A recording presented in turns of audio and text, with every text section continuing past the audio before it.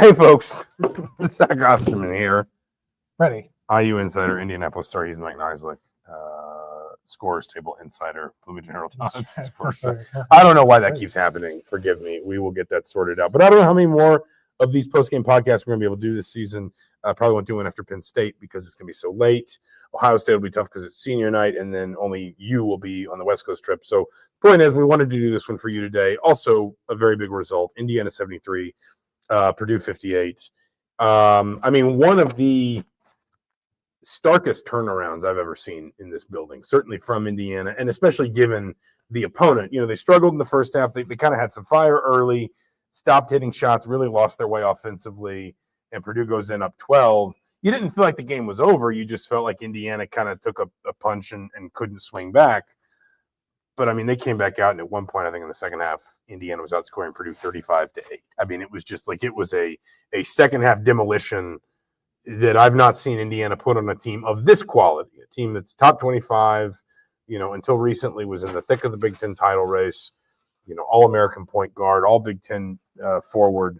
And certainly with all that we've talked about this Indiana team struggles this season, to see them capable of doing something like that was eye-opening. Yeah, I think it highlighted kind of what we've talked about, that this team is capable of, has the talent to do this, right? Talent to kind of go up against anybody in the Big Ten, talent of beating anybody in the Big Ten. It's just a matter of, even today, they didn't put together a full 40-minute game. They still dug themselves a 12-point hole. Obviously, they're able to get out of it, but in terms of not a full 40-minute game here, that last 10 minutes of the first half was really ugly. Mike Woodson talked about it.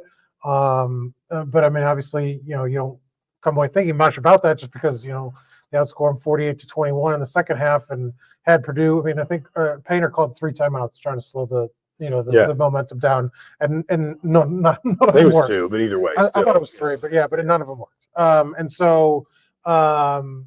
that has always been one of his great skills in this rivalry in this building, has been managing the momentum that Assembly Hall can create, and knowing when to call a timeout, knowing how to kind of squeeze out just a quick 4-0 run just to kind of settle the crowd back down. And nothing worked for him. And I think what's impressive is when you kind of look at it, you think about what Purdue did at the end of the first half, the way they were able to do it. They hit 6 or 7 from 3-point range, just outshot Indiana. Second half, Indiana, they hit 2 threes early. They were 3 of 8 in the second half. It really wasn't about that. It was more sort of about the defensive intensity they brought, and they forced 11 turnovers. 6 of those came, I think, in the first 8 minutes, led to runouts. Just sort of the defense I thought stood out, and then just sort of the cohesion kind of they had, throughout what they had 4 players play full 20 minutes in the second half. Yeah. Rice, Leal, Goody, and Galloway. Is that right?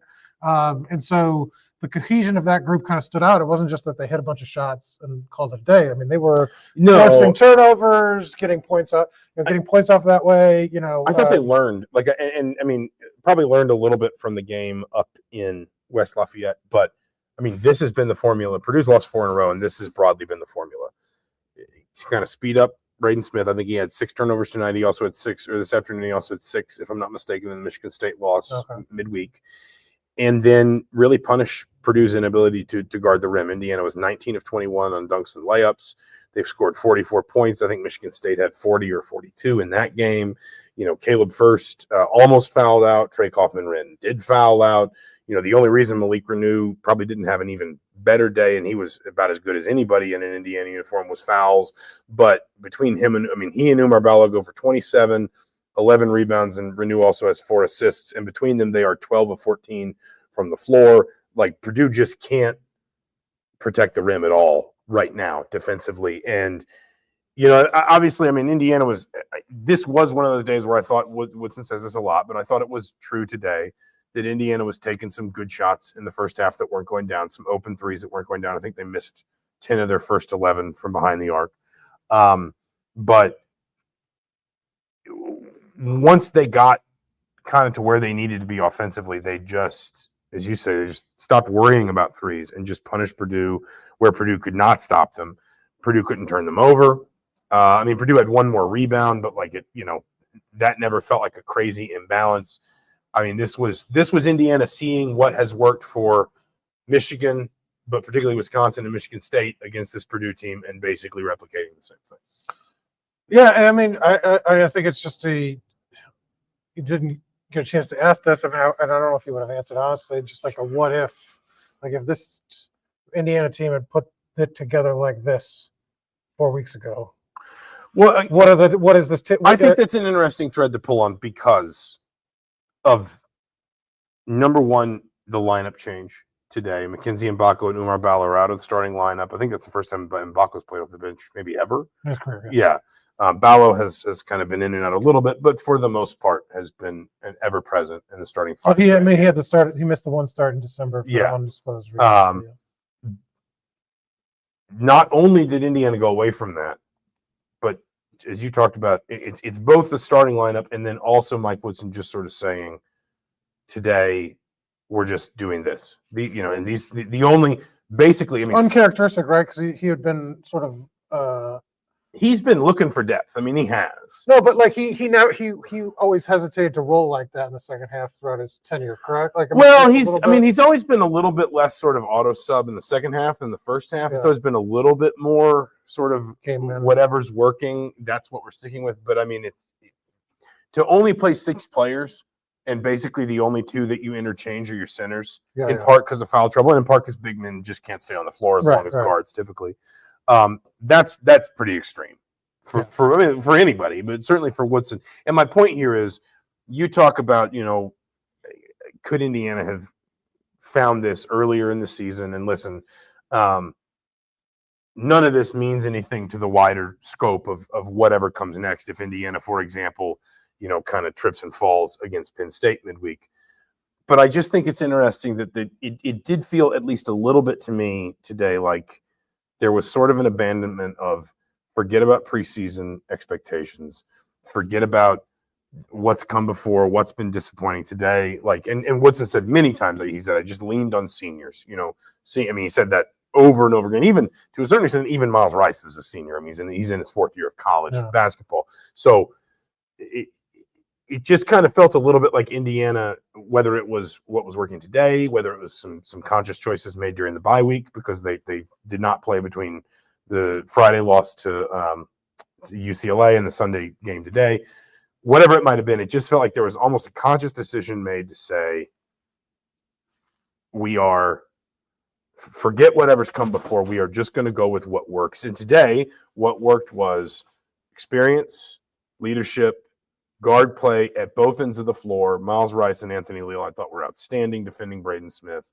And then at the offensive end, Rice and Trey Galloway just kind of had control of the game for long stretches as point guards. It just felt a little bit like maybe Indiana just sort of saying, like, letting go of what's already happened and just trying anyway to just sort of determine their own fate from here on out. Yeah, and I don't know if the answer is like it would have done something different in season. Like, would kind of the first 3 months and kind of what's came after changed? Woodson, like, would he have built the roster differently if after all of this? And you bench Mackenzie Mbako, you don't play Carlisle really at all. I mean, hasn't played much at all the last 5 games. I mean, it's just sort of a fascinating. It's just a very strange team. The idea that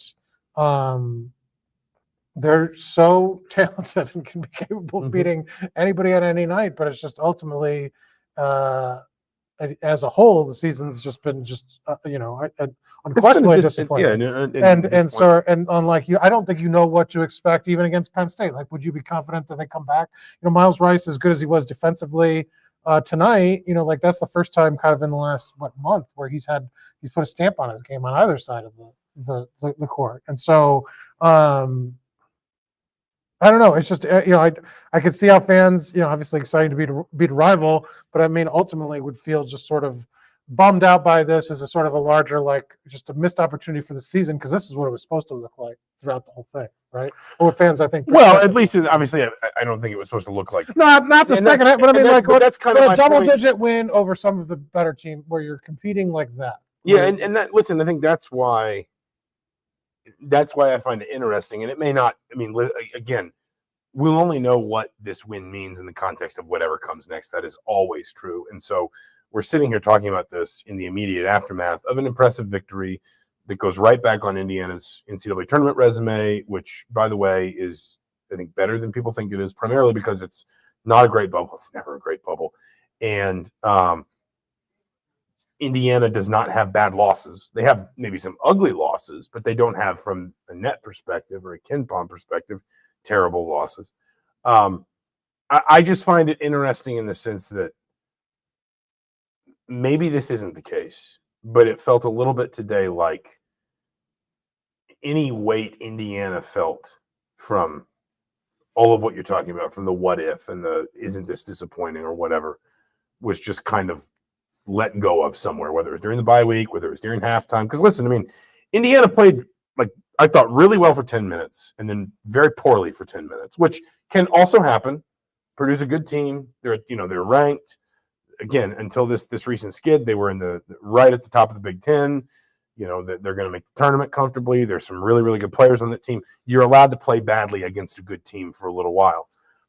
But to come out in the second half, I mean, they had what? They scored 7 points in like a minute and 15 seconds or something. And Painter called one of those timeouts. And from that moment forward, they just did not let up. There was just no, I mean, it wasn't, I think you said this too, it wasn't like they suddenly just started making a lot of low percentage shots. Like, it wasn't that they didn't hit 10 threes in the second half. Right. It was methodical. And it just kind of looked like a team that, to whatever extent it needed to, just let go of what any kind of concern it had or disappointment it had or whatever. There was also a lot of talk about, family after the game, and we're all just kind of fighting for each other through the end. It just felt a little bit like a team that, maybe kind of, I don't know if they found a sense of urgency or what, but just it looked different. Even, I would argue, than it's looked at times when Indiana's played well this season. Yeah. In terms of just, you felt like you were watching a team that was more convincing. And there were some moments in the second half where you thought, well, maybe maybe Indiana lets Purdue creep back into it a little bit, a la Maryland, or, the way that Indiana kind of couldn't quite get over the summit against Michigan or UCLA. None of that happened. And I mean, that, this is up there with the best games Indiana's probably played under Mike Woodson. Let's be honest. I mean, and it's a rivalry game. So again, maybe the trick now is repeating it, but it doesn't matter. I mean, maybe that's a good transition point. I mean, you mentioned the tournament a little bit.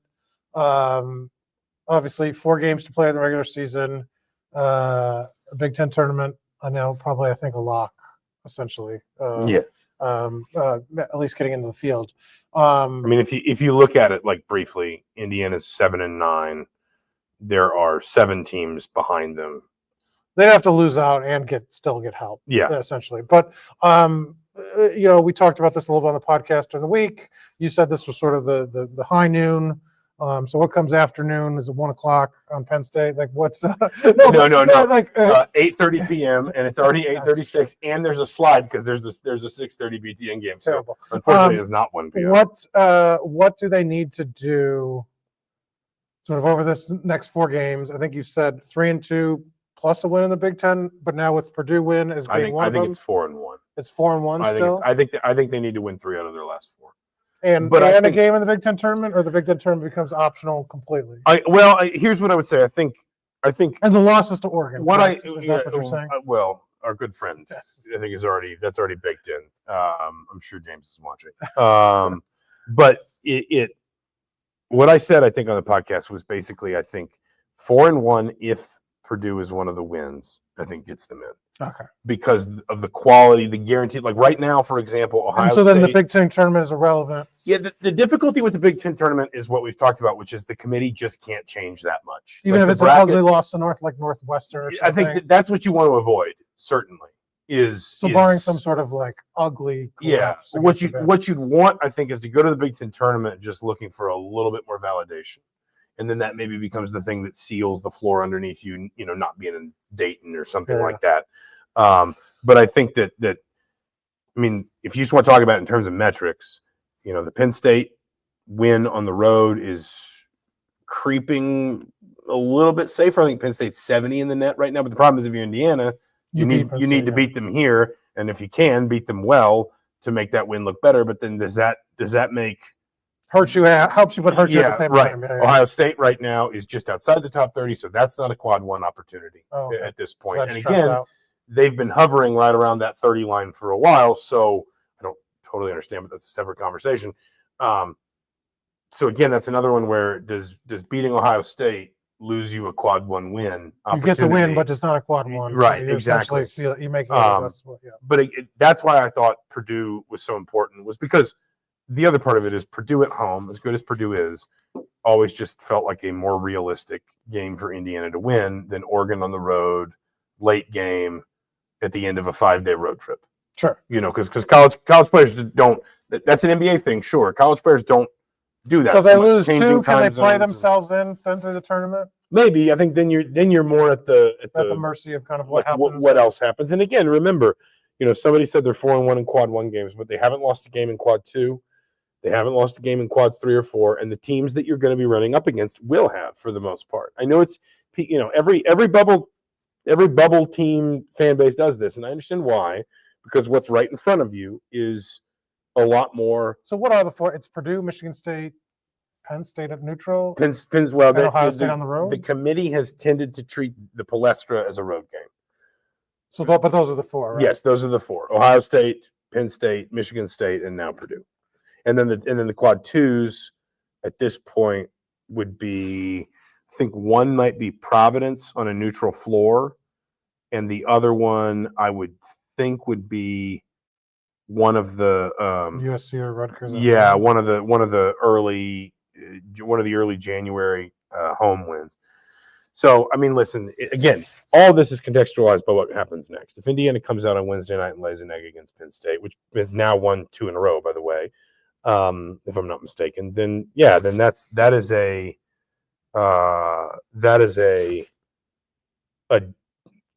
it doesn't undo like all of the good work that was done today, but it just sort of feels like, okay, but this team, a tiger can't change its stripes kind of thing. I just think this is kind of, I said this in the podcast, I thought Indiana needed to win this game to open the door to one last genuine push for the postseason, and they did. And you know what? To their credit too, they won it well. That matters. We've talked about this before. Margin of victory, efficiency, that stuff helps. And for Indiana to win it the way Indiana won it is pretty important too. Yeah, I mean, so does the 4-1 then just put them on the bubble, as in terms of like, are they still gonna have to sweat it out? Like, I mean, I think they'd be close. Again, that's where maybe you could do yourself a favor by going and picking up like another quad 2 or a quad 1 in Indy. Could you? Because I mean, like, the other thing to remember is if they do win 3 of these last 4, then they're going to be 10-10 in the Big Ten, and at that point, they're probably in a situation where they wind up playing somebody on the Thursday that can help them a little bit. From like for example, let's say they played in Northwestern. Well, right now Northwestern's 54 in KenPom. On a neutral floor, that's not a bad win. Yeah. Even if Northwestern has been their nemesis, though. So well, but you used them as the example. I know. If you played the tricky team, if you played USC on a neutral floor, 58 in KenPom, that's not a bad win. And then obviously we can go all the way up the ladder and find teams that Indiana could beat that would be genuinely good wins. But I think, and I'll also admit, I have not until recently paid really close attention to the bubble because it just hadn't felt, until Indiana. But the last time you sounded this this time we left the door open. We're like, maybe this team will make the run. Was that after that 5-game win streak? When we're like, maybe they figured it out. Yeah. And so like we know. There was no real reason to kind of tune back into it until they won 2 of these last 3, because those are 2 guaranteed, not just quad 1, but I think the committee calls them quad 1A wins. Yeah. One of them is on the road, which helps tremendously. And so now you're in a situation where, I suspect if they win 3 of these last 4, they are in the tournament. Like if you $50, put it down, and no penalty for losing. I suspect if they win 3 of these last 4 in basically any arrangement, they make the tournament. It might be a question of maybe a win in Indy gets you out of Dayton, or maybe a win in Indy just sort of seals it, kind of thing. Yeah. But the thing is, again, the worst thing that could happen to you here probably is either a Penn State loss at home, which quad 2, or a Washington loss, which is quad 2. But in this scenario, you also pick up another quality road win, another quad 1 road win at Oregon. So, and like even if all you finish is just with 2 quad 2s and a quad 3, and you lose the Oregon game, that still helps. I mean, that's still, again, the argument for Indiana in this scenario is going to be that a bunch of other bubble teams either A, haven't beaten anybody because they're coming from a mid-major league. Let's like a Drake, for example, where maybe they don't win they win the Valley, but they don't win the tournament. Or B, somebody, I'd have to go through and look at some resumes because, again, I haven't clocked in totally on the tournament, and I guess I will now. Somebody from an ACC or a Big 12 who might have a similar number of wins, might even have a couple, 1 or 2 more quad 1 wins. But the problem is they also got some quad 3 or quad 4 losses. Whereas Indiana's argument is basically going to be, we don't have a ton of great wins, but we've lost to no one bad, and we have multiple quality wins in a good conference, including multiple quality wins on the road. You're making the pitch. Well, you should be in the room. They got to make the pitch. I mean, they got to win the games. But yeah, I mean, there's still road left, right? Obviously, things can change. I mean, we've seen 2 big weeks. We've seen crazier things happen this season. This is a team that's to the bitter end. Is going to be hard to predict sort of what effort they give, what performance. It's just a team that is hard to read. Well, I mean, that's been kind of their motto, or what was that? Their identity, I guess. Yeah, because I mean, even there have been times like after that Michigan State game where you sort of felt like, well, maybe now they're just sort of free of the burden of all the speculation and everything, and they just go play. But then then they can't. Like if they'd beaten UCLA, like we wouldn't be talking about bubble. They'd be in, and it'd just be a question of, can they finish strong enough to not put themselves back in danger. But then you'd also be telling the story of the team that had won 3 in a row against Michigan State, UCLA, and Purdue, one of them on the road. It has just been that inconsistency. And again, that's why I'm just sort of curious about, it almost felt a little bit like Indiana just sort of made some sort of conscious effort to throw off the weight of, oh, this season won't be what we thought it would be. And just sort of like, at least today, and sometimes this is just a function of a rivalry game. Yeah. But at least today, just sort of said, we're going to play the game in front of us. And once they turned it on with this building, that's as good of an atmosphere as this building's had probably in 2 years. Kansas game last year, the only one. Yeah. With this building behind it, I mean, they were impressive today. We got some viewers. Anybody got any comments or questions that want to join in before we head out and start writing about this game? Got 44 people if they want to chime in. Well, a few people chimed in. Alex Graham talks, of course, about Liverpool's famous win today. The famous win? Was that big of a? It was that big of a deal. Huh? I don't know if you know, but they're 11 points clear. 11 points with clear. 11 games left to play. So they'd have to really pour down the stretch. Yeah. That's huge. We're feeling good. We're good. We're feeling good. I think we'll leave it there for now. Oh, wait. There we go. Oh. Somebody asked, did Woody explain why he left Renew out in the second half for so long? Well, number one, I thought Ballo played better in the second half. Number two, Renew had foul trouble. Yeah. And I mean, like, Renew he only played 24 minutes. Again, a lot of that was fouls. When he was on the floor, I mean, I thought that was as good as he looked when he was on the floor. He played 16 minutes in the first half, 8, because he picked up kind of, like he does that, just picks up. He picked up the third one, and they took him out. And then they brought him back in, and he picked up the fourth one not too long after that. So, I mean, it was, and again, the other part of it too is, what were Ballo's second half numbers? Ballo had some really good moments in the second half. He had 8 points and 4 rebounds. Yeah, 8 points, 4 rebounds. He had that loud alley-oop slam that felt kind of like the dagger. If it wasn't that, it was the Trey Galloway 3.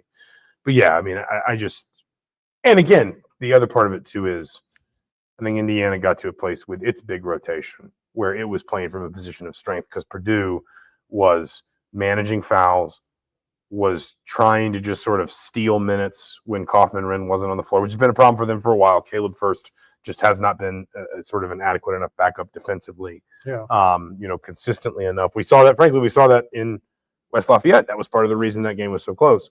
And so I think there was also a little bit of an element of, well, we're going to keep sort of playing from a position of strength and riding the hot hand, because in the post, Purdue was chasing Indiana today. Yeah, and as good as Renew was, those baskets were set up by the guard play. A lot of Yes. his I thought he was. I thought he was a lot better defensively. And they were running the plays with the same plays they could do with Balo, with pick and rolls and stuff. So. Kaufman ran 9 points on 11 shots, fouls out, 3 turnovers. I thought Renew, that was as good as he's looked for me defensively. Only 1 point in the second half. Yeah. 12-4.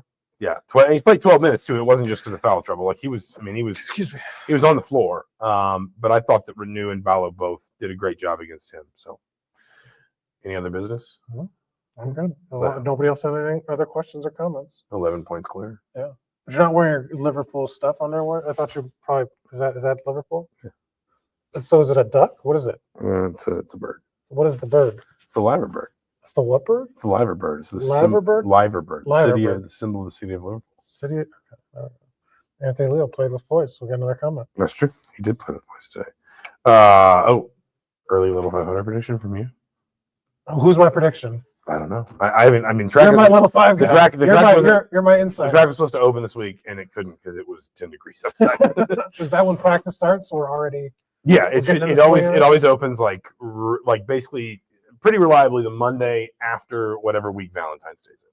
Pretty reliably. Monday after Valentine's. So then, so when you get on the track, you can give us some inside scoop about who's. No, I'm going to keep all my thoughts to myself because I got some strategizing to do. A duck? Is he laughing at me? It looks like a duck. It doesn't look like a duck. Looks like a duck. It does not look like a duck. I don't get it. So is that for the team or just that you're supporting the city? Well, this is an independent clothing manufacturer called Love Follow Conquer. Right, but are they? Shout out Ian is it just supporting the city or is it like supporting the team? Well, I don't think team. A team I think this would be considered like Liverpool specific, like the club, like Liverpool, the club. But you have to understand, like the club and the city are very synonymous, intertwined. Yes, culturally speaking. So they're holding up these baby ducks in support of Liverpool. I'm not a soccer guy. I'm sorry. We can tell. Yeah. We can certainly tell. Indiana 73, Purdue 58. Hoosiers are 16-11. They're 7-9 in the Big Ten, and they are home Wednesday night against Penn State between now and then for the Indianapolis Star. I'm Zach Osterman for the Herald Times. He's Mike the Duck Nizilik. Thank you so much for watching and listening. We'll talk to you soon.